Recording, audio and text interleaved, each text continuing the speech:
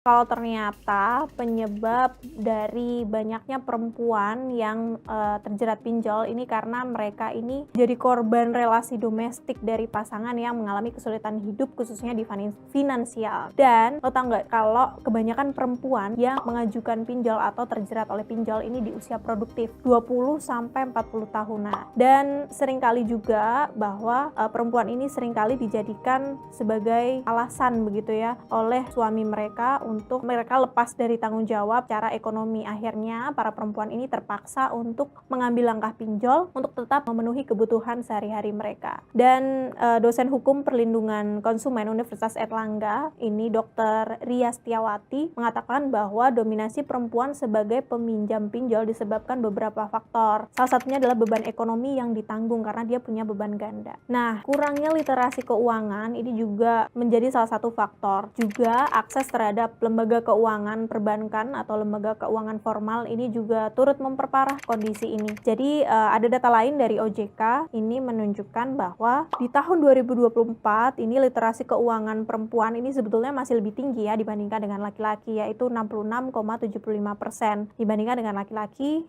64,14%. Nah, literasi komposit ini adalah pengetahuan seseorang terkait dengan produk keuangan, keterampilan mengelola keuangan, terkait kepercayaan diri mengatur keuangan, serta pemahaman tentang manfaat dan risiko mengelola sumber daya ekonomi individu. Meski lebih tinggi terkait dengan literasi keuangan, banyak faktor yang membuat perempuan menjadi lebih rentan terjerat pinjol. Tadi kan awal gue udah sampein nih terkait dengan data tren jumlah rekening penerima pinjol ini meningkat ya Sel. Nah, di tahun 2025 ini banyak banget perempuan yang mengajukan pinjol. Ini juga efek dari badai pemutusan hubungan kerja atau PHK yang semakin marak belakangan ini.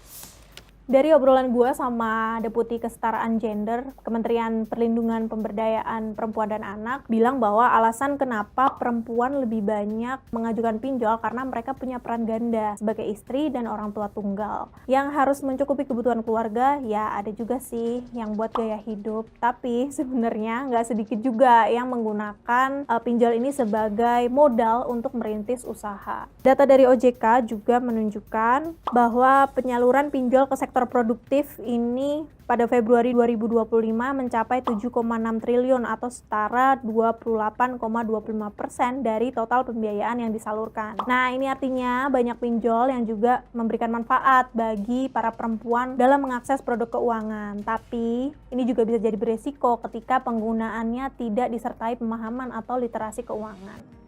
Banyak perempuan pengguna pinjol yang menjadi korban pinjol ilegal. Selain pelanggaran etis terkait dengan keamanan data pribadi, praktik kekerasan verbal itu juga sering diterima oleh perempuan yang terjerat oleh pinjol ilegal. Selain itu juga ada kekerasan berbasis gender online dan kekerasan seksual secara langsung dalam interaksi tatap muka.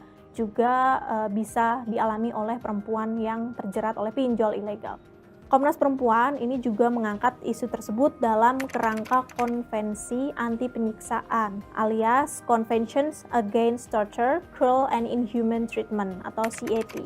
Nah, ada sejumlah hal nih yang menjadi sorotan dalam CAT yang dikaji oleh Komnas HAM. Nah, faktor pertama ini adanya penderitaan hebat yang berlapis yang dialami perempuan korban hingga ada yang sampai memilih jalan untuk mengakhiri hidup. Ya, nggak sedikit juga kan yang kita dengar bahwa banyak sekali perempuan atau keluarga yang terjerat pinjol ilegal ini mengakhiri hidupnya karena udah nggak sanggup bayar utang lagi. Dalam budaya patriarki, perempuan korban pinjol ini menjadi the rejected victim, yakni korban yang dipersalahkan karena dianggap melalaikan kewajiban sebagai perempuan atau sebagai ibu yang berperan menjaga kecukupan keuangan atau kebutuhan rumah tangga.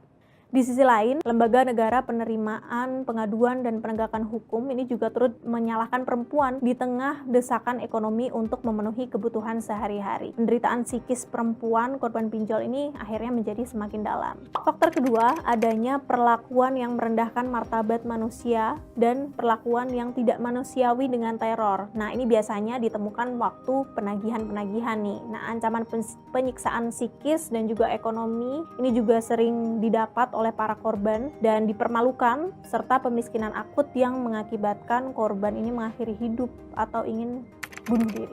Faktor ketiga, ini yang paling penting sebetulnya. Komnas Perempuan itu melihat minimnya kebijakan yang melindungi para korban pinjol, Bahkan aparat penegak hukum juga terkesan tidak melakukan penanganan hukum yang tepat terhadap pelaku pinjol. Padahal para perempuan ini yang menerima teror ini sudah melakukan pelaporan.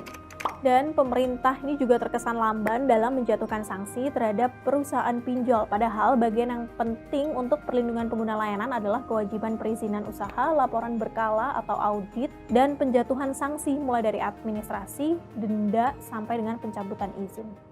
Nah, gue juga sempat ketemu sama salah satu korban yang data pribadi dia ini udah bocor dan terus tiba-tiba ada transferan masuk nih ke rekening dia. Padahal dia nggak melakukan pinjol. Akhirnya dia diminta untuk lapor tuh sama LBH Jakarta untuk lapor ke kepolisian. Dan di sana ternyata justru jawaban yang tidak diinginkan oleh korban didengar gitu. Jadi intinya korban ini dibilang ya udah karena itu pinjol ilegal, anggap aja itu uang hibah atau itu uang kaget. Padahal ini adalah sebuah bentuk pelaporan ketika data pribadi si korban ini bocor. Justru malah dapat jawaban yang tidak memberikan solusi. Mungkin kepolisian bisa bilang begitu, tapi kan korban, keamanan korban dan keberlangsungan hidup korban bisa jadi terancam karena data pribadinya sudah bocor dan tiba-tiba ada transferan masuk. Bisa jadi itu jadi alasan untuk penagihan-penagihan yang eksploitatif.